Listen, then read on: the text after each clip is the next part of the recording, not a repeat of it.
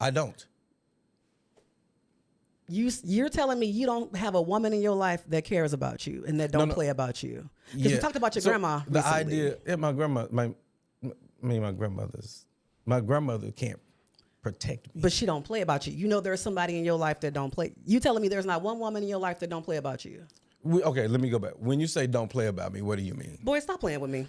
I'm not. I'm somebody that rides with you, that values you, that will stand up for you and protect you. There's not a woman in your life like that.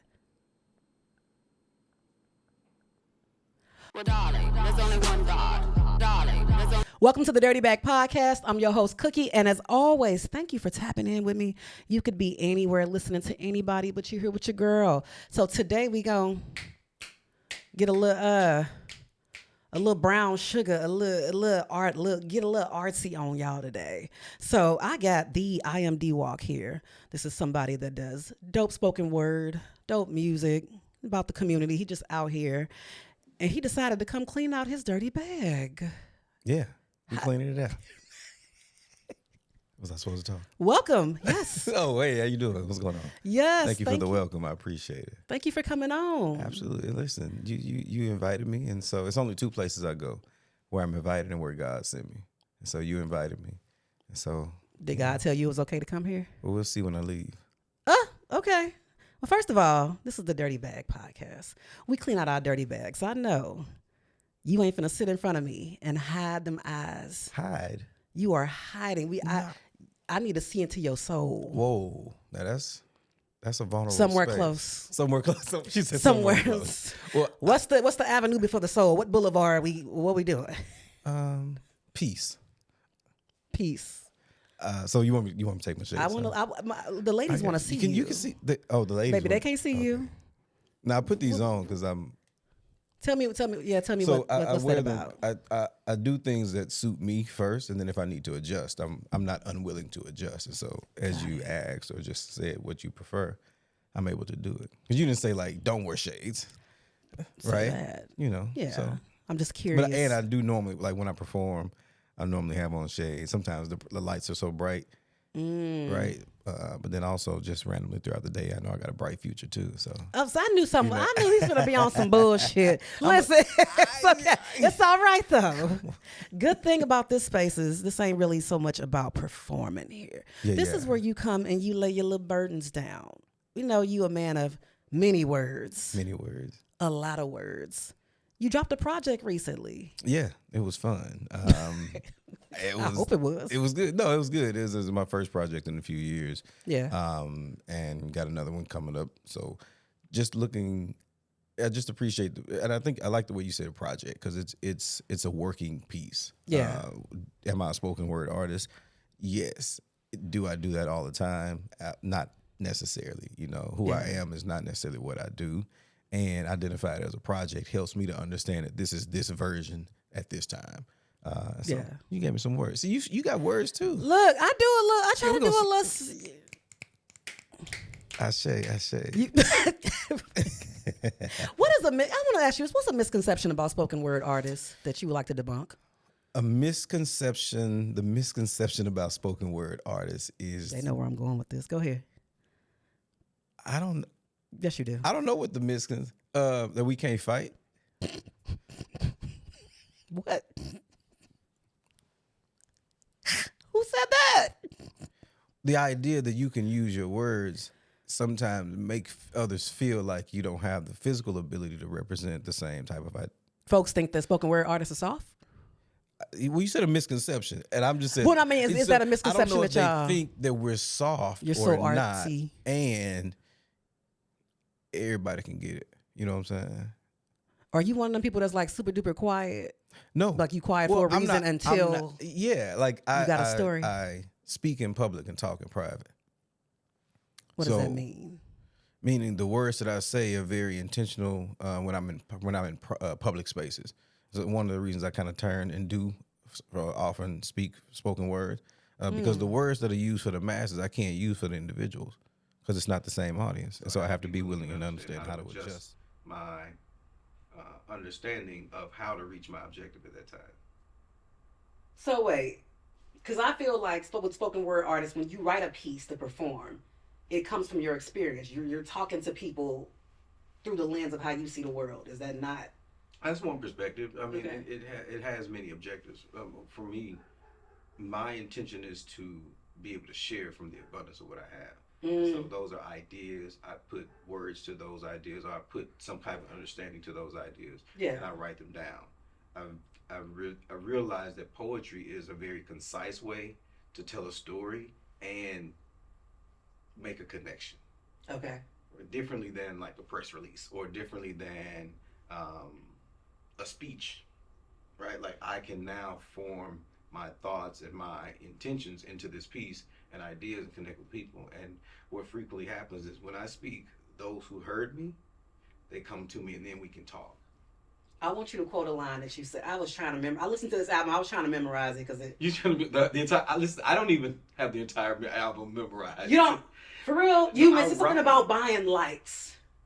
It was. Oh, that was Evolve. Yeah. Okay, so Evolve. Let me Get see. into that. I feel like I can't. You can take a minute. Hold on. You were talking about buying likes. Never sell your soul for likes, because you could start to like it more than you like you, simply because you showed the highlights. Mostly because you showed the highlights. Then you were asked to boost yourself through advertisement, which is essentially paying for likes, like what was on television and still is. Your evolution will not be televised. Y'all heard? I had to stop for a minute. I said, "Now hold on. You just came for everybody on that." I mean, you didn't, but I mean, it's something we got to unpack. Yes, and that's part of the unpacking I've had to do. Okay. And it's I don't know if it's coming for everybody. I'm just bringing it to our awareness. Yeah. This may be void my opinion. I'm just saying this is possible. And if my grandmother would say, a hit dog will holler. Yeah. And so if you holler, or if it evokes you in a particular way, that might be something to tap into. Right. So, those are the types of intentions I have with my words. And I know I can say that, and there's not a room where that concept hasn't existed, where you've done something in a public space because it made you feel good, even if it wasn't as real or authentic as you wanted it to be. Yeah. Right? Like that could be a relationship, that can be parent-child, that could be sister-brother. Like right. There's something that's happening that makes me feel good, but really is empty. That's interesting. So how do I value that? And if the value is simply aligned to the quantitative values, the quality is always going to suffer. But as creatives, we seek validation. I mean, validation a lot of times is what keeps folks going. I mean, so yes. And I had to realize I was validated when I got here. Okay. Well, talk about it. Come on. So the problem with seeking validation and not doing the internal work first. Well, validating yourself, then I don't have a need for anyone else's or anyone else's validation outside of that. I can appreciate. Yeah. I'm going to expect me to validate myself, which means validation is about accountability. It is. Right. So, yes, it's okay to like. I like the likes. Like I want people to like what I do. Right.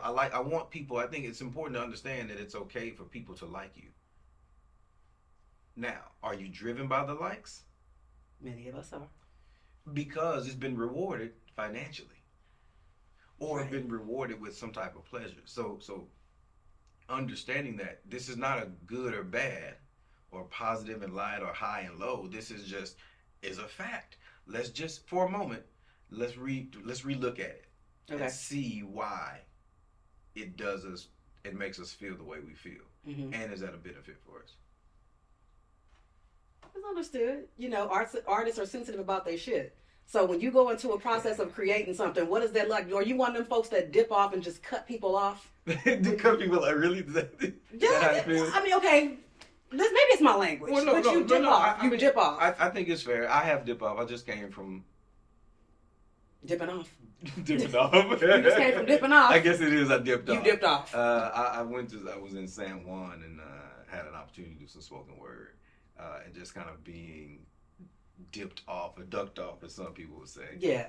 It does create a space and an opportunity to experience something new. The duck off was more about going to a space I've never been or that I don't go to frequently. Mm-hmm. And so the idea is that, yes, I can do that. But that also happens when I go to sleep, when I wake up. Like in my dreams, I make sure to live a life that allows me to dream better than I live. So that when I wake up, I'm inspired. And so going into a space of dreams and having free thinking and open minds and, imaginative coming out of that, that's when I write. Okay. At 4:38 most mornings, I'm conscious. But you leave people alone when you're in that process. Like if you creating something, do people have access to you? No. I have a special setting on my phone to know only certain phone numbers come through. I don't even get like the Amber Alerts. You ain't out here trying to help save these kids? Well, I'm not saving them, but I also know I got to make sure I don't need to be saved for myself. Ooh, you see how he just did that? I Timmy still needs you though. You alright? No, listen, if somebody gonna get him. So that's not my I don't assume responsibility. I don't that's assume not responsibility for these kids. That's not mine. Now I'll support.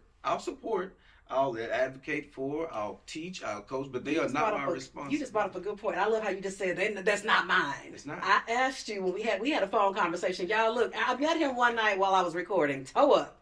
It was the episode that I just dropped where I was just dipping my toe back into the pissy dating pool, and I gave him like attitude at first because if you forget who I am, then what the hell is you doing with your life? That just tends to be my thought process on everything. But once we talked, I asked the question because I'm always curious about creatives that like put themselves into their work and everything is their weapon, not weapon, but their instrument is their words. And I asked you, what would you be doing? What would be your focus if you wasn't doing spoken word? And what did you tell me? I don't remember. What in the hell? I really don't remember. I didn't forget. I just don't remember. This man forgets stuff. No, I have many thoughts. Found out he was a Sagittarius. What did I say? I said I'm already doing it. No, that ain't what the hell you said. Oh, what did I say? This how we know he's full of shit. He was like, if he wasn't doing spoken word because of how much of his time it consumes, he would focus on being a husband. Oh, a husband. Oh, yeah. Okay. Oh, yeah. No, I do. I remember. I can now recall. That's what Woody said online. I couldn't recall. You can't recall a whole lot. I couldn't. Yeah, I would be. Yeah, no, seriously, I would be a husband and a father. How does spoken word stop you from doing that? I'm not stopped. I do understand that I'm focused. And I have to be able to I'm looking at going from A to Z. Okay. If B comes into the picture, I'm not willing to deny it, but also I'm still focused on getting to Z. So if you're going to Z with me, we can go. What does Z look like? What is Z to where? Being a husband, father. So you feel like that is just the final stage of like your I don't know if it's final to-do list of life? I don't know if it's the final. I think it is one of the most impactful in society. Without a doubt. Got it. So if I'm going to do it, my intention is to do it with someone who wants to do it with me. Ain't that the intention for everybody though when they looking for? I don't know theirs. Most people usually want to do life with somebody if they willing to invest time with them. Right, and I'm looking for more of the investment to be showing the dividends now because the investment should have been made many years ago. What? If you start investing now, I don't know what the return is going to be. I'm 41 years old. You get one time to make a child. You get one time to be a husband. No, you don't. You get multiple times depending on how you live your life. Nah, It's been proven. Live my life that way. What? I don't live my life Hold that up. way. He said you got one time. J-Lo would like a word. If we're looking at the most ideal way in which it would happen, yeah, I still have the opportunity to do that. Got it. More than anything, and it's important and significant and imperative and required to be in not just alignment but in understanding. Okay. That husband, father means everything. But right now it would get in the way. not getting away. We just got to be. We would have to make some adjustments that may not get a lot of likes. Right. Like it means What adjustments would not get likes? It as means pertains to scaling to a point of what is required. spending a little less time Working, working. eating differently. All of those things, like those things are important. Yeah. And that's just from the pieces. It's just from the part that I can make decisions about. I also have to be with someone who's willing to share in the responsibility. So you've been out here 41 years and you ain't found nobody yet that even resembles that idea? I've experienced resemblance. Got it. I don't know if it's regret. You're talking like a Dallas man right now, y'all. What you mean? Listen, first of all, You're talking like somebody from Dallas, boy. no, I mean Dallas. Some nice words though. I'm saying for me. Go ahead. Right. Go ahead. Yes, I am from Dallas, Oak Cliff specifically. That's my hood. Jesus. Tyrants. Go ahead. I forgot what I was saying. You from Dallas? Go ahead. I forgot what I was saying. That was a whole breakdown in itself, to be honest. That was a whole breakdown. It was a whole breakdown. It was a whole breakdown. So the last episode I did, we were talking about, there's been a whole lot of dialogue around why women that move here struggle to date in Dallas. Oh, I can tell Dallas. you why. Well, come on. You're looking for what you had already. Dallas is like no other space. And people from Dallas are like no other people. And that's that. Okay. Can I tell you about an experience I had at the bar last night? Please. This is something that I've never experienced in my hometown. I was at the bar. I was there to meet somebody, another girl. She didn't show up. So I'm somebody that don't mind enjoying my own company. I can go anywhere alone. I typically know the bartender. Maybe that's a bad thing, but judge me as you. What the hell? Okay. But He gonna cut to you. I'm at the bar. And somebody that's been looking at me from across the bar all night, he got his one drink and he got his Red Bull and he just twirling and whatever. Okay, it's fine. We vibing from across the bar. I'm not really paying him any mind. He's giving goofy, but it's not my focus. But towards the end of the night, what? Go, I'm listening. The end of the night, he comes over. He's like, hey, let me see your phone. I said, okay. I give him my phone. You know what to do. Excuse me? I know what to do. You didn't put your number in my phone. You demanded my phone. I know what to do. In my response, I looked at the bartender. I looked at him, looked at the bartender. I said, now, what do you mean I know what to do? So I quickly dialed his number so it would ring to his phone. I said, now you know what to do. Like, you want me to chase you? It just, to me, that has been the sum of a lot of women's experiences in Dallas. So when you say Dallas is like other cities, I'm from St. Louis, they hunt. No, I said Dallas. Yes, you're right. This man wanted to be a princess. I'm saying, no. So Dallas is like no other place. Oh, okay. Got it. And let me ask you, where was the bar located? Oh, was that Canva? How do I say? It was in. He was. Okay. And right. I really don't go to Deep Ellum. It was in the Cedars. Oh, at Canvas. Oh, you were there. Yeah, Canva, the new kitchen and cocktail spot. Yeah. With Francis J. Yes. Night. It was very nice. Yeah. It was a vibe. So I was supposed to be there. So there were adults there. Like he wasn't no young person. For sure. A 25-year-old, which they be on me. What is it with y'all chasing us? I am grown. Listen, you will get turned every which way but loose. This ain't what you want. Whose bag are we unpacking? Who's got the dirty bag? Oh, I unpack my bag all the time, and I demand the same as my guests. Come on. I appreciate your submission. Okay, my submission. Yeah, you submitted. He came to you, shared what he wanted, and you did it at the lowest denominator. Okay, right? Fine. Let's at the lowest denominator. He said, "Give me your phone." You gave it to him. He could have been going to your Cash App. He could have been doing all these things, but he wasn't doing that. He was very intentional. Put his number in there. He said, "You know what to do." Did you do something? I called so it would ring to his phone. So you did something. Yeah. Got you. Yeah. You're willing to follow. Call a man back. No. I get it. I'm also saying you've already followed him twice. Be willing to follow him again. No. Got you. I said be willing. Again, let's also point out, y'all, at this point, I was 3 shots in. Okay, that might be different. I'm super social. There was nothing attractive about this man to me. I love a good from vibe. that standpoint. Yeah, so it was like a lot. When he said, "Let me see your phone," I don't know if he wanted to see my Instagram. At that point, I'm just like, "You've been dancing with your little Red Bull all night. I got and you. you done moseyed your little ass over here." So On all I see fairness, what you're saying. You're I'm looking at it saying- like from the really just. I'm saying from how he moves, that is definitely a guy from Dallas. You said the you know what to do is what had me like. And you did something. No, I put the ball back in his court because Right, him but giving me my hold number on, meant hold he on. didn't have mine. You see it as you putting the ball back in his court. Yeah. He see it as now he got the ball. He just needed you to give him the ball back. Okay, so he got the ball. That means permission.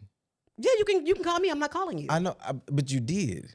Well, no, I mean, I wasn't. I Calling know you did. I see what you are really literal. You are really, really a I'm being literal very person. literal. One, okay. because Dallas is a space where you got to be literal. Because it's a lot of unreal reality, unliterate. The whatever, just put it in a The poem. un of Put literary. the shit in a poem. Right. I might put it in a poem. But like being in Dallas, you got to understand that like this is still the South. And it's still the Bible Belt. And a lot of the history of Dallas, the president was killed here. Yeah, this is true. Right? You got, even Boosie just came back in time. And Boosie, right, on a lot of levels, Dallas is a different place. But Bible Belt and wanting to be chased as a man, that don't clash to you? You're misaligning. You're misaligning. You're not wrong. Okay. I'm saying the perspective that you have right now is misaligned. Okay. We have to move in a certain way that keeps us safe. Because this is the South. The whole Juneteenth thing, right? Yeah. Even just the idea of this is Texas. Yeah. Don't get it twisted. Texas runs the world, runs America. Between Texas and Florida. Let's look political influence. Yeah. Texas influences America. Dallas influences Texas. The governor's from right up the street on the other side of Oak Cliff. Right? Okay. So Dallas is a different space. And it's not like any other market. So the guys that you're comparing them to is really an unfair comparison to the guys from either other spaces because Dallas is not like another market. Okay, so break that down. You said Dallas ain't like this. So break the dudes down, man. Help the ladies. From a cultural standpoint, okay. Dallas really has like our man spaces are more of like players, pimps, and preachers. This is my observation. Look, go ahead and you from here, like, So how we move in conjunction with doing life in the South and the history of being in certain spaces and just the influence of where Dallas is now and the transplants that are coming in, it is a new experience. It's gonna be different than what you've been accustomed to. I'm not saying you have to change your standards.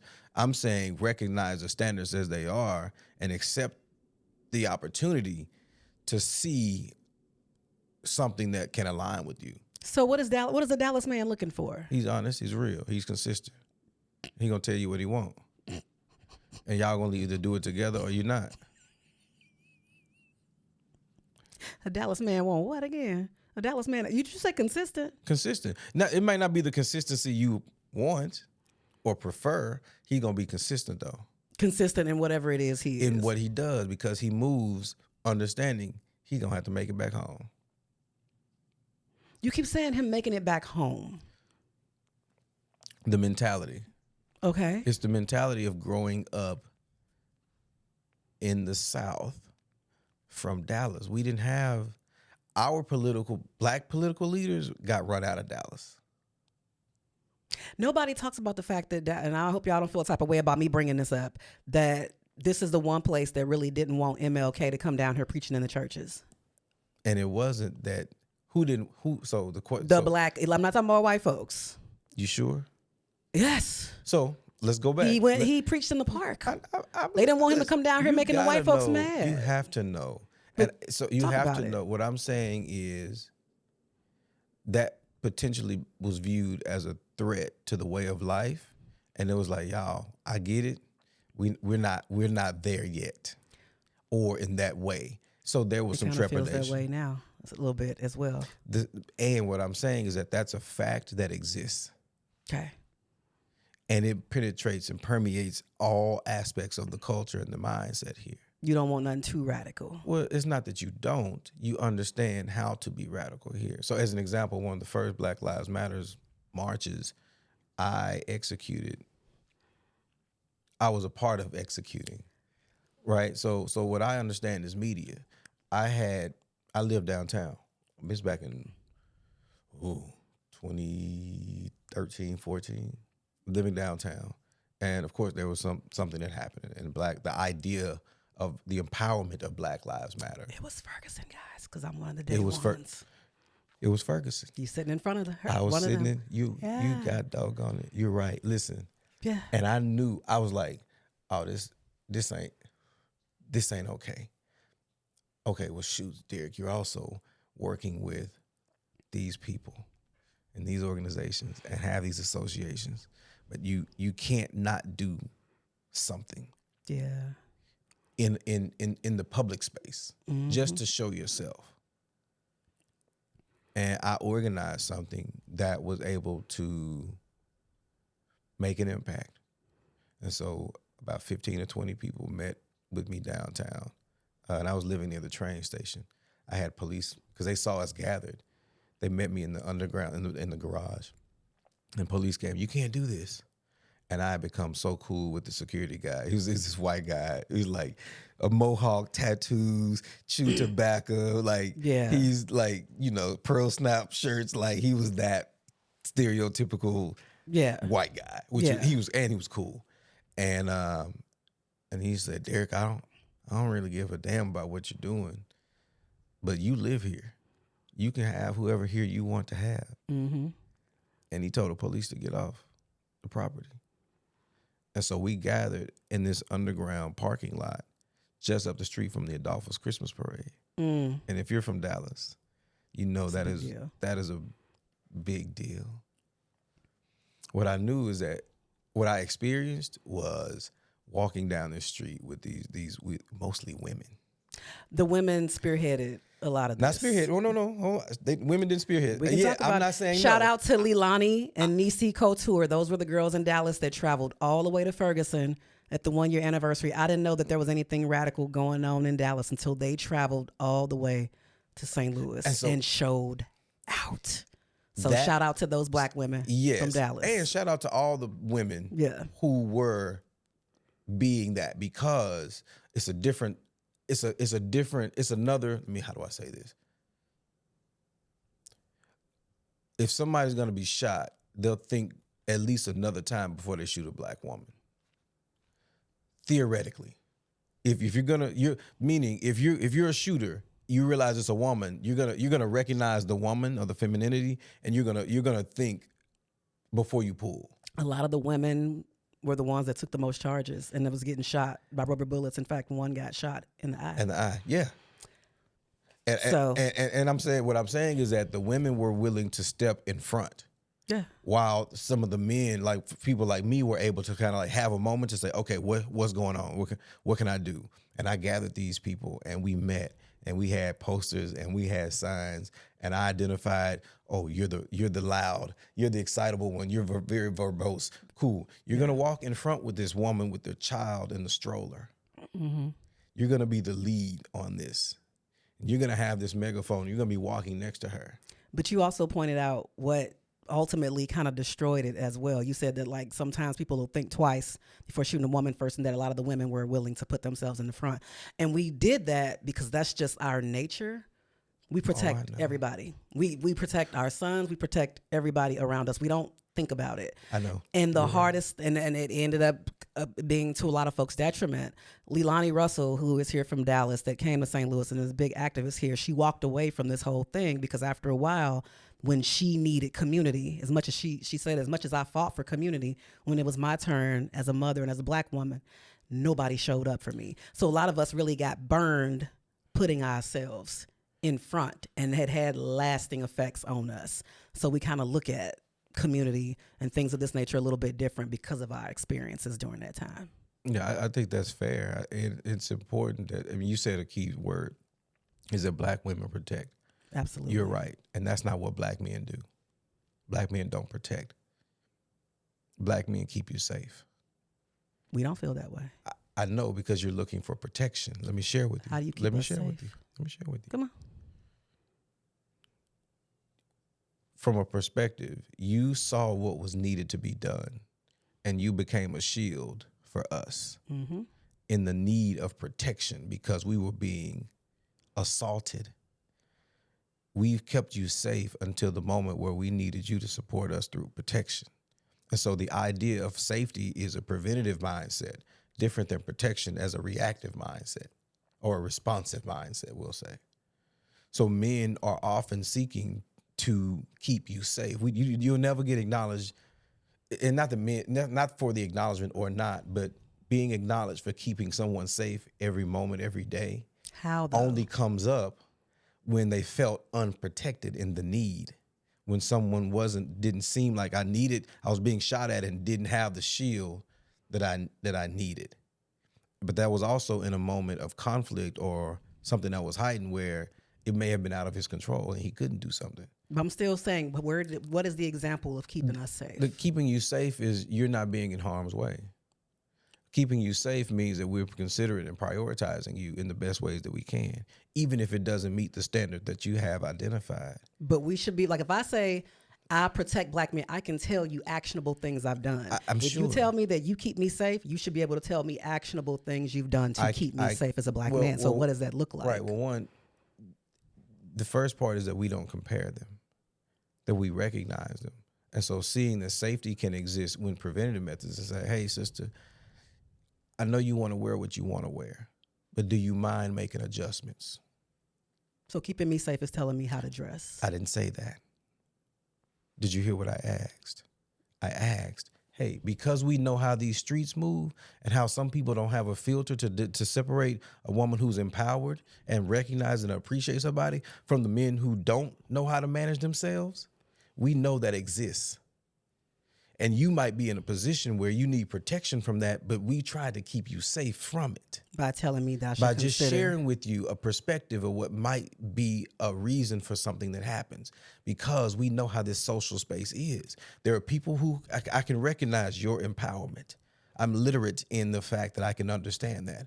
I also know that the person who wants to get you because they see you as flesh and as a present for themselves, we look to prevent, we look for not being in those types of situations. That sounds more to me like, instead of me as a man talking to other men about respecting women, regardless of what they have on, I'm putting the responsibility on a woman to dress a certain way in hopes that that keeps her from getting attacked, even though women, especially women that have been victims of sexual assault, know that it does not matter what you have on. If you're around a monster, you around a monster. You can have on jogging pants. You can dress down as much as you want. The nature of somebody is going to be the nature of somebody. So to me, safety to me would look like you holding other men and black men accountable for their lack of self-control, not telling me to dress a certain way. Because if I know that in fact, I probably get hit on more when I look raggedy. When I moved to Dallas, I would go to the store. Again, I'm a nursing mom. I would have on sweatpants, baggy clothes.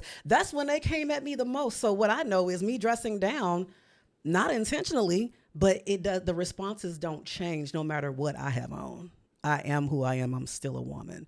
So I think there's a big shit, because some of the conflict as a woman I know with us and black men right now is that we don't really feel safe about y'all. Because if you're not holding other men accountable, you're telling us what we should do to keep from having these bad experiences. Women don't have a problem talking to each other. Yo, sis, I love you. Men don't either. I'm going to interrupt you. Men don't. Men don't. Let me share with you. What your idea of the representation of what you said suggests that men can only do one or the other. We're saying while we're talking with these men in the way that we communicate and converse, hey, bro, that's not how you do that. A lot of y'all don't do that. Hold on. You don't. What? Go ahead, but you don't. Your story presented as if we don't do that. What I'm saying is we do that, and we say to you, hey, I'm telling you, I'm talking with them I'm seeing them, they're not to the standard of understanding how to be appropriate and understanding where you are as a black woman right now. So while I talk with them, keep this in mind. The idea of us not being able to do two things at one time can exist while we recognize the nature of someone you can't change anyway. So the nature of a monster is always going to be a monster. So I can spend my time chasing the monster, or if I can show the people who I love and who I adore and who I come from, hey, I see something that you may not see right now, and it could impact you and us in a better way. Just try this. That makes sense. I also feel like there's not a surplus of you doing that. I'm not going to discount the fact that there are men that have groups where they talk to other ones, but it's not very common. What we experience the most... You're right. It's not common. This is what we experience, and this is why I say that y'all don't be talking to each other. When something wild happens to a woman, what you will see oftentimes is men in the comment section saying, if you would have, if you would have, if you would have. You rarely hear, yo, that's messed up. That's whack, man. Y'all can't do that. And there was a comment section. There was a guy, a blogger or something like that, talking about the whole Cam Newton thing. This man did back-to-back videos supporting Cam Newton's having 8 kids by 3 different women and why that's not toxic and broken. And what he would do, this is the first time I seen a comment section where grown men were like, hey, this is still whack. You still creating broken families. What he did, instead of responding to them, you know what he did? He argued with every woman in the comment section. He would not say a word to the black men that were coming at him as well. Like, yo, you supporting some foolery. And that's something we see a lot of. Sometimes y'all don't be wanting to talk to each other, but it's easier to try to check us. No, it's not. Really? It's not easier. It's not. We don't want to check you. We're not interested in controlling you. No, you do try to check us. Listen, hear me out. I'm hearing you, but... I just said, see, just as an example, Yeah. I just said, we're not. And you said you are. And I'm saying... Because I experience it all the time. I don't deny I'm telling your you the experience. experiences that myself and other black women... I accept your experience. So you can't tell us that my experience is not my experience. I didn't. I accept your experience fully. And I'm also saying there's a spectrum of experiences that exist. If we... I wouldn't... I think it's challenging to look at the result of what someone said as the only perspective that they have.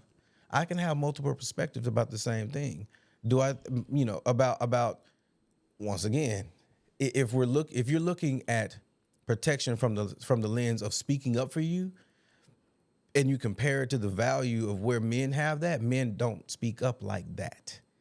That's not how we speak up, because we've historically seen men that speak up killed.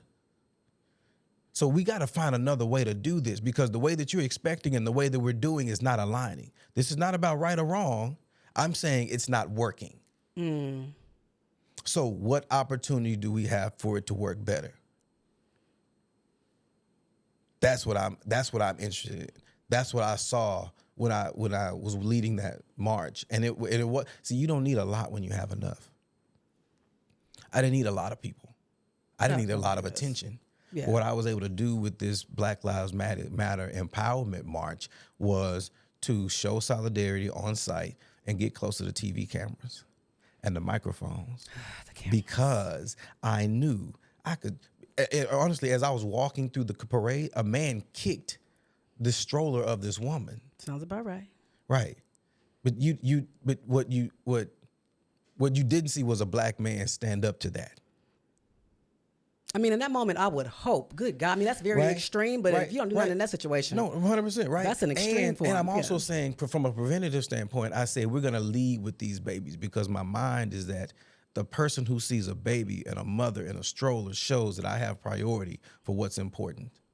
And I'm saying it may not look like that to everyone at the time of when you need protection, but I'm also saying there's a black man in your life who wants you to be safe. I say keep the babies inside. It was a parade.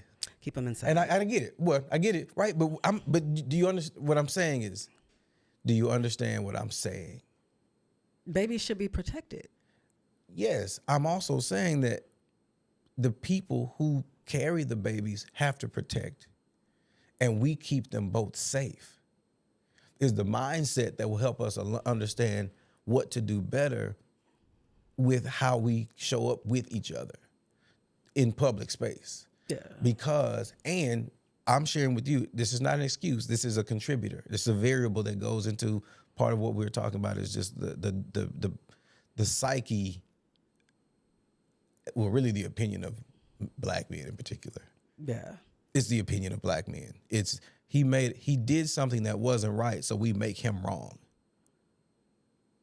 If I didn't protect you the right way you thought, that makes that, or if I didn't say the right thing in the comments at that time, that makes me against you. I can't. If you're trying to argue with me, you are absolutely against me. I get what you're saying. Hell? I get what you're thinking. That's a black man talking because he doesn't understand. That's a boy talking. Listen to what I'm saying. That's your opinion. Hear me out. That's a boy. Hear me out. That's your opinion. What I'm saying is that he might be adolescent in his understanding, so he's trying to converse with you to get a better understanding, to be at the same maturity level as you.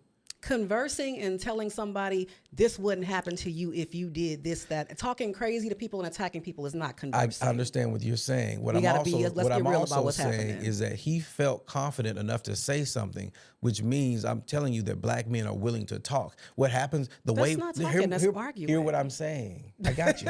Hear me can't out. defend this fuckery. Hear me out. I'm hearing you out, but you're if- defending fuckery. No. Arguing with black Hear women in me the out. comments Hear me about out. them being less than value, that is defending fuckery. There is no conversing in that. That's Hear me out. disrespect. I haven't made a point. Hear me out. Go ahead. What I'm saying is that he said things that happen in the way that black men talk with each other. It's just not in public. And so he's taking a private part of a conversation and making it into a public space. That's something to someone who's seeking attention. We don't fool with men seeking attention in that type of way, because that attention leads to you dying at some point. I mean, women die every day. At the hands of black It's not a men now. comparison. We're talking about the black men right now. Right. I'm not comparing. I'm saying this is an experience and a mindset that exists. And I'm also saying that men talk in that way. That doesn't mean that we're ill people. We may not say the right thing, but don't make us wrong because we didn't say the right thing. It's not the right thing. It's the respectful thing. You can say something and I can feel like it's not right, but not feel disrespected. What I'm saying is men understand disrespect and have that conversation in a certain type of way that's different than a woman. If you're going to compare the way a woman does and sees right off to the natural way of a man seeing, it's going to conflict if you're trying to make them value the same thing. Well, but respect ain't that. Disrespect is not that complicated. Let's not do No, that. I Hold believe on. you. Let me talk now. Disrespect ain't something that we gotta dissect and go. It doesn't, just because you feel it's wrong, don't make us wrong. No, disrespect is disrespect, man or woman. I agree. Talking crazy to somebody is talking crazy to somebody, man or woman. We can't water that down because it's a black man. No, when you being disrespectful to a black woman. Do you think I watered it down? That a little bit. No, let me share. Hold on, let me share. When I That's say not black my women intent. we don't necessarily feel safe, like y'all Yeah. give us protection. Listen. I got you. Don't say that we protect you. Baby, if I don't feel protected by you, I don't feel protected, and there's a reason for it. Right, I hear you. I'm very clear about hearing what you're saying. Right, so you were saying, like, we keep y'all safe. No, you don't. There are some black men that value black women and black children, and they will say flat out, yo, this is what we not doing. This is whether she got on a skirt or this, like, we ain't doing that, bruh. That we not treating our black women like that. And there are others that, because... Do you believe that doesn't happen? Do you believe Quite a bit. Do you believe you would be around a man like me who wouldn't say something to another black man if I? I think you would. Okay, so but I want you to understand that that's not the norm. You're you saying think I that, don't understand that? But when you say black men keep y'all safe, no, y'all don't. There are some black men who are keeping you safe. And there are some black men who have your safety in mind as a priority. That's not the majority, though. Because we wouldn't be having these conversations if that was the case. It's okay if it's not the majority. No, everything. It's not enough for us to feel comfortable. What I'm saying is that you don't need a lot when you have enough. And there's an idea and an opportunity. There's not enough. To recognize those who are. There's not enough. I'm saying to recognize those who are. Not enough. Listen, you're comparing what is to what is possible. I'm saying there are men in your life. There's a man in your life who has your safety in mind. What's his name? There's somebody my brother does not play about me. Hold on, got you. Hold on. My brother does not play about me. But he's not here. Hear me out. So what we're talking about, yes, everybody, a woman in your life that don't play about you. Somebody else knows a man in her life that don't play about, but we're talking about. I don't. Wait. In general. I don't. You're telling me you don't have a woman in your life that cares about you and that don't play about you. Because we talked about your grandma recently. The idea, my grandmother can't protect me. But she don't play about you. You know there's somebody in your life that don't play. You telling me there's not one woman in your life that don't play about you? Okay, let me go back. When you say don't play about me, what do you mean? Boy, stop playing with me. I'm not. Somebody that rides with you, that values you, that will stand up for you and protect you. There's not a woman in your life like that. Sir. Give me 1 second. I'm thinking. Why you gotta think that hard? Because it's not that common.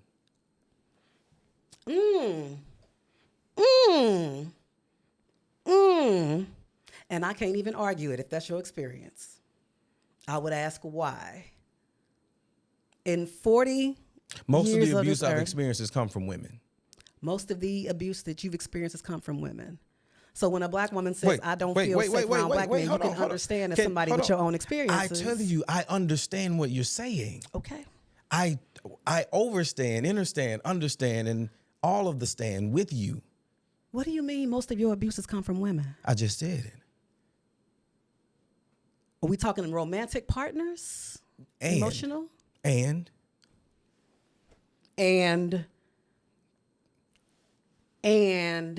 corporate and oh well shit.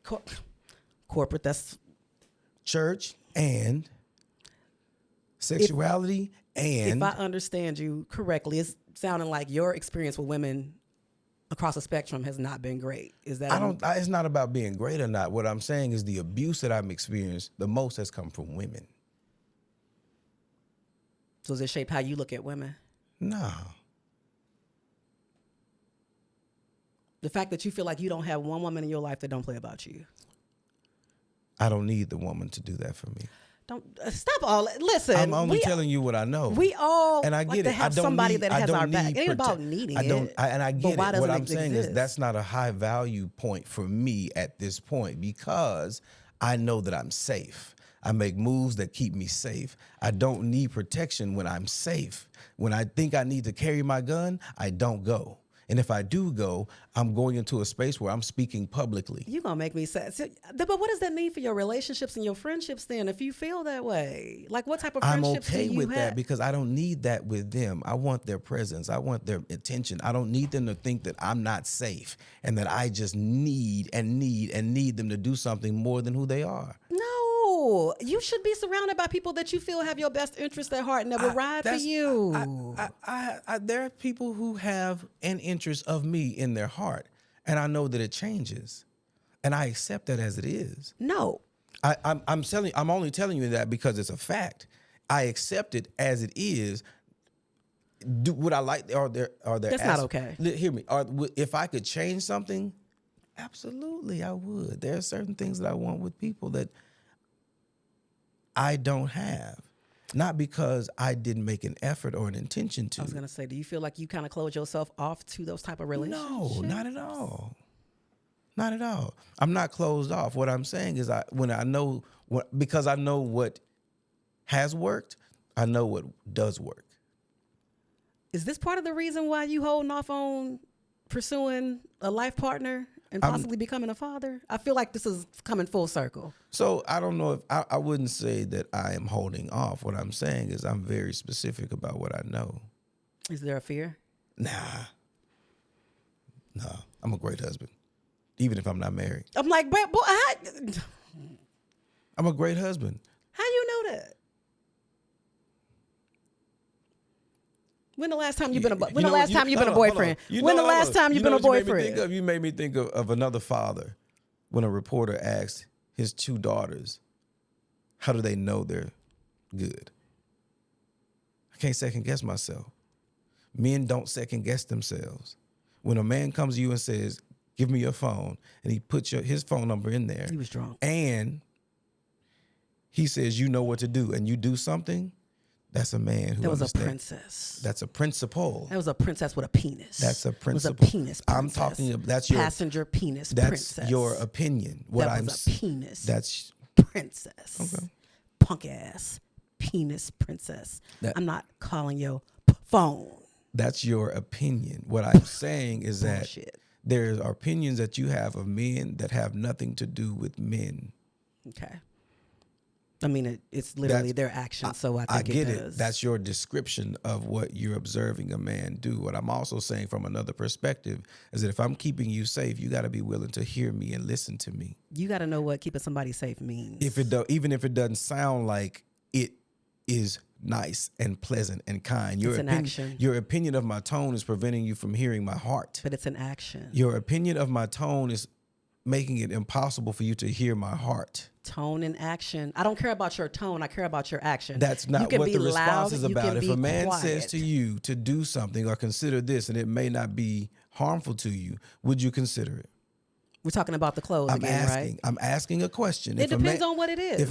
If a man is willing to share with you something to do, you're willing to do it, correct? It depends. Right. That's not a blanket statement. You could say, hey, yes, I got cash out me all your money right now. I'm going to flip it. No, I'm not doing that. You think you're going to keep me safe by taking my money and flipping it? And I wouldn't want you to do that. We got to ask some real questions in these streets. I want you to do something that you believe and that you know is going to be beneficial for you and the whole. And what I know is certain things y'all suggest are not beneficial because my experience by me doing it on my own without being told by you has not proven to have a different result. That goes back to me saying, I'm going to the store in some raggedy sweatpants, no makeup, loose baggy clothes, and still being concerned with getting to my car without this man following me because he's upset I didn't give him my phone number. These are real experiences that women talk about all the time. So when we say that you're telling me to do something that I know for a fact does not yield a different result, how about you try talking to the other side to keep me safe? Because safety comes from somebody not doing something. My dear, your opinion is that we are not doing both and. Because listen, hold on. I'm glad you said that. Because hold on, let's go back to it. If I'm walking to my car, right, and somebody in these baggy pants, and this man is saying, hey, girl, hey, and there are other men standing around watching this take place saying absolutely nothing. You should have been with your man and it wouldn't have happened. That is not keeping me. Where your man? No, I'm telling you. I'm telling you, if the man was with you, it would not have happened. A group, but so somebody, so I'm telling you, as a man. But you don't have to be my man to protect me. Hear me out. If a man is present with another woman, there's another consideration of how they approach that woman. Because you think that's my man. Yeah, but what I'm saying is that that's a way that you are kept safe. So you mean to tell me, hold on, pause. So what you're saying is, unless somebody is romantically tied to me or physically, hold on. You're telling me that a group of men standing outside a store, watching another man talk crazy to me, don't have a communal obligation to step in and protect me because they don't know me? Because why would those men not step in and check him? We don't know you because we don't know what's happening. We to assess, to see. I'm walking to my car. Hear me out. Hear me out. I got you. Go ahead. You're walking alone to a car. There's a man behind you. I don't know what y'all did before y'all came. Wait. They all standing. They standing in the same spot. What do you mean? Hear me out. If men are standing, no. Listen. Okay. If men are standing outside the store, they don't know each other. All are in the same spot. I'm coming out of a store, so y'all see that man don't know me. Let's not try to listen. You see, this man doesn't know me. You are wrong. Making excuses for men not doing what they're supposed to do, which is checking other men when they are putting somebody in harm's way. You're saying that they don't know what's going on, what happened before. With you a story? I just gave you a story, and I'm needing you to explain why that's okay. You accept, you perceive something as being okay, and that's not what we're saying. That's not what I'm saying. So what are you saying about the men that watch it happen? Go ahead. I want to say with you. Go ahead. Men about the story. Yes. Guess what? There's a man who should have said something. There's a man who should have said something. But according to you, men keep us safe. No. Wait. That man should have said something. And there are men who probably didn't say something for a few reasons. And a man should have said something. I don't disagree with you. I don't think you're wrong. I don't have an opinion or a value of that experience. I'm saying that is an unsafe experience. It's a common experience for women. Do you understand that this is a very common experience for a lot of women? Do you believe I'm not clear? When I can recognize abuse within my relationships, and a man who is observant as I am, you have to know that I know. So then we can't say that men keep us safe then because we have too many Give me examples. Give me one moment. I'm saying that do we have it right, all of us? No. is what we're doing working. The opportunity is for us to work together to get there. I am also saying, from a social standpoint, when a man sees another man with a woman, he thinks differently about that woman, very broadly speaking. That doesn't mean that if protection is us being with you, let's do things better together from a certain standpoint, because if the man was with you, that other man would not have done anything to you. Or there was less likely than just from the premise of what I'm saying. Okay. A man's presence makes a difference. So let's make choices to keep men connected with women in a better way, which is the only thing I'm thinking of with my idea of being a husband and being a father. Because the presence of a man, the reason it's so craved and so wanted and so desired is because it makes a hell of a difference. That's because men are significant and men need to be with their women. But we can't be together all the Yes, time. we can. A husband can't be with his wife all the time. Sometimes they're Wait going one to be moment. separate. I understand that, and the idea is that we have an opportunity to create a provision for that. We're going to make room for that. But be in a space to just be understanding that the room that we may be in may not be as big as you wanted. You may not have the house that you wanted, or the house that you had may need to become a little more efficient because we're looking and providing in a different type of way. So don't judge the man by the results of how big his room is right now. Don't nobody care about that. We just care about very simple. You take something very simple and complicated. This is a whole husband right here. Sometimes his wife might work and she has to be with the kids and not be with him. So does that mean he's not protecting her? Because God forbid she goes out alone. Right. It needs to get to a point where. What I'm saying, he's made provisions just in case he's not there. He's keeping them protected. I'm sure he's got something monitoring going on. Yeah, but she should be she should be allowed to go to the gas station. Yes. She should be allowed. So how do we fix that to where there's conversations about harassment? Well, I don't think you. So one is a man's mindset is not to fix something that is not broken. The way that system is set up was not with us in mind.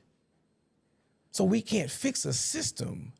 We have to make sure that we're okay with each other because we know how this system works. I'm not saying it's okay for a man to degrade you because of what you're wearing, but I'm also saying the system ain't set up like that. I don't need a system at Quick Trip, bro. Just don't talk to me and check this nigga. It's real simple. What I'm saying. This is real simple. I don't know what you're just, saying. I don't need a system when I'm walking outside of you. As a woman, I can check another woman. I ain't got no problem saying, hey, you need to turn down, sis. So y'all let y'all nuts drop and do the same thing when you talking to your fellas. Quit harassing these women. It ain't complicated. Quit harassing these women. Listen to what I'm saying. Leave her alone, though. Hey, dog. I get it, but let her make it. It ain't even got to be confrontational. Let her walk to her car. I'm very clear about what you're saying. Let her walk to her car. I'm the type of man who. Do you believe I'm the type of man who does that? I'm asking. Do you believe I'm the type of man? I would say yes, but the way you're. Hold on. But let me explain why. Okay. The way you're describing why other men wouldn't get involved and how you keep going back to if you had somebody with you. A man can't always be, number one, I'm single. Yes. So what I'm going to do, call you every time I want to go to the store to make sure that nobody bother me? That's crazy. I'm saying have a man who has provisions for you. So you're telling me go get a man to make sure that nobody bother me while I'm at the store. I'm single. So hear me out. Just like you. I know. Listen to what I'm saying. But my movement in the space of being single in public is different than yours. And I recognize the difference, even if I don't agree with the difference. I feel like there's some fear. No. You want somebody to love on you. No. You don't want nobody to love on you? I actually receive that. You love on me. But this nigga, what the fuck? I mean, this is the dirty. Baby, dirty spoken word artist is something, ain't they? I'm not speaking. He gonna go and write this shit. He finna put a whole beat behind everything that he said by 6 p.m. midnight. You a wild boy. Listen, we're talking. You are wild. You love on me with your words and your consideration and your presence. You so wild. Go ahead. Is it okay for me to accept the love that you share with me? He wild as fuck, y'all. It's a story behind this. He gonna play in my face, but there's some fear. There's a little boy in there that's fighting. No, and that's okay. There's a little boy. I'm gonna get you, little D. There's a little boy. We gonna get you, young D. You in there? You in there? They stop calling me. You in there? D. He in there. I see you, and it's fine. Listen, you can stay wrapped in your blanket. I'm showing him to you. Okay, I know it took a minute. No. He ain't even out yet. He just took his shoe off. I'm saying to you, I don't have fear. You have fear. You have fear of love. No, yes, ma'am. That's the fuck you do. You around all these women You admit it by your own admission. What's you my said that most admission? of the abuse that you went through has come from women. So that right there is a whole. We ain't gonna touch it. Like we can talk about facts, but I don't have to bring. We can talk. You ain't gotta about, bring it up. I see it. No. We can talk about facts. I'm not opposed to talking about facts. I'm also saying that these experiences don't frame my perspective about what I know, what the little boy in me knows about women. You hide behind your art, though. I'm not hiding behind my art. If you listen to my song, Love Just Enough, I say, I love you just enough to believe you and everything that precedes you with confidence. I move so much that I trust me so that the overflow of that is loyalty. So even when it's uncomfortable, I know that it's me and you. Like I'm very, very clear. I'm very, very clear. Okay. We'll say I'm 40 something. Okay. I'm a single black man, no vaccine, no STDs, no kids, no debt. You saying that you ain't sleeping with nobody? What? What? What? What? Come forward, sis. Come forward. I can't wait to drop this clip. It's fine. Keep going. Do I share dreams with women? I share dreams with women. I bet you do. That's where it's safest. That's where we can actually be free with each other. It's the idea. What's your name, sis? It's the idea. Who he's stressing out? The idea is let's get married and don't tell nobody. Who stressed that? Oh, Lord. That's that don't put my business on Instagram. Don't post no pictures of me. No, that's about understanding. Come forward, sis. It's about understanding and making sure you're safe. This is a safe space, sis. You could DM me. Hey, listen, DM me too. Full of shit. It ain't gonna take. Put us in a It group. ain't gonna take much for me to figure it out. Just so we clear. Put us in a group. Put us in a group, please. Boy, you ain't fooling Put us nobody. in a It's group. fine. No, I'm serious. You know who you are. Yeah, she does. Hi, sis. Hey, girl. Hey, girl. Hey, listen, you know Are you who gonna you- be at the next spoken word? When is the next open mic night? When is it? You know who We you finna find are. out. When is the next open mic night? This Thursday. Boy, by the time this come out, how often are we doing the open So mic I'm doing nights? an open mic, poetically speaking, twice a month. And so we're gonna do some special some holiday pop-ups. And so anyway, just listen, whoever you are, send us all a group. Man, boy, look, he a Dallas boy, so we already know what time it is. Listen, I am D-Walk. And you need somebody to love on you. I have someone, you loving on me. Part 2 coming, y'all, because see, we just scratching it. It's taking a minute. Did we even open the bag? Everything is connected. I mean, we kind of are. We open the bag. Well, a little bit. What is it? Let's sum it. What does it mean for D to clean out his dirty bag? What does it really mean? What does it look like? It looks like me maintaining a level of vulnerability that is honest and accountable and willing to be wrong. I don't mind being wrong, because I may have put something that was meant to be in one bag in another bag, and I've been looking for this, so I'm not afraid to look back into my bags. My bags are probably more messy than dirty, but there's a message that comes from that. You know what I'm saying? What, are you laughing? Why is she laughing? I am D-Walk. That's me. Ladies and gentlemen, tell everybody how to find you. Just look for you. DM her. Don't you have these little girls in my DM? No. If I start getting a bunch of random follows after this, Listen, and our only mutual is him. So why? So let me ask you this. Go ahead. Instead of you saying, man, you're a single black man. You have no children, never been married, never proposed, never been engaged, no STDs, never took the vaccine. Why aren't you saying, ladies, this is a good man? I feel like Wait, hold hold on, I'm about to find them. Hold on. Okay, go ahead. Why did you not say, this is a solid guy? Y'all, ladies, get into my DMs if you're interested in him. Why? Like, you didn't say that. You didn't say that. You said, who are you sleeping with? Who doing this? Who are you? First of all, but then you talking about a Dallas guy. I'm a Dallas guy. The fact that you made it clear that poetry is your bae, and that you focused on Z. I said I'm not I'm finna put nobody through. She ain't finna be coming up to open mic night and you ducking and dodging and zipping and dipping? Oh, you that's not what a man from Dallas would do. That's not what a man of intention would do. Get the hell up out of I here. don't do- Boy, you about to make a liar out of your damn self. I don't do that. Why would you believe I do that? The fact that you sat up here and said that you couldn't name one woman. Because I don't need that from a woman. It ain't about you needing, it's about why it doesn't exist. Why do you think it doesn't exist? Why do you keep women around you that don't ride for you? It might exist. I just don't You're recognize. a self-aware man, right? You would know. What I'm saying. What's her name right now? The What's same her- way you made me name somebody. Listen, my mama died in 2008. Okay. That would be the primary woman in your Right. life.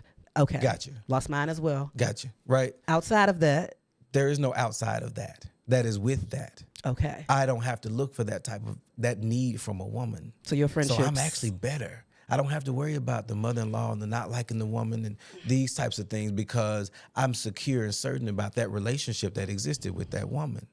The way we finna come back and do a whole segment on this because he playing in my whole ass face. And that's okay. The bag, sometimes it's a lot of zippers and things. You got to get through different departments. I'm aware that this bag is a little bit different than the ones that we've had here before. That's fine. I First like time Louis for Vuitton. everything. I like Louis Vuitton bags. Maybe, do our bags match? As long as our bags match. Can we get matching bags? Even if they're dirty. They're just dirty on the outside because you done been through some things and you understand some things. I don't mind a dirty bag because we can get it clean. I am D-Walk, ladies and gentlemen. And thank you guys for another episode of Dirty Bag Podcast. Whatever we got going on right here in these streets. Remember to wear your mask where applicable. Wash your hands, socially distance. When you get a free moment, please remember to clean out your dirty bags. Well, darling, there's only one